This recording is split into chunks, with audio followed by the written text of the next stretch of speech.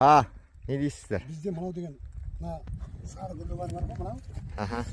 Сол деген неде мондалақ деген өсімдік түбінде сәбіз тұқымдас сол.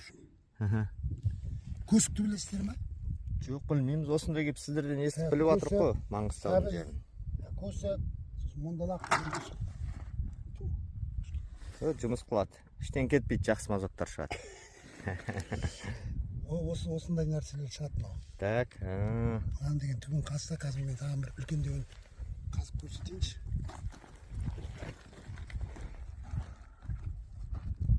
Мінекей, гүлі мынандай болады.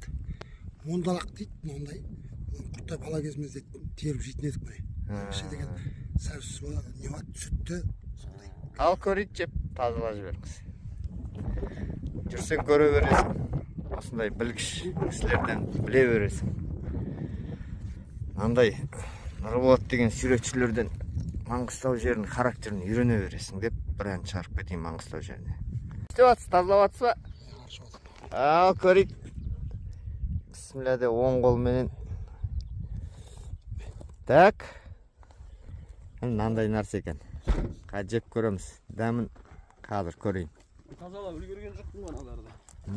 Бастағаннан шауып. Так. В общем, далада жүріп жейтін тағы бір тағамның түрін көрсетті. Қазақ жерінде жүрсең аш қалмайсың. Біресе халық тамақтандырады, біресе жер тамақтандырады ғой.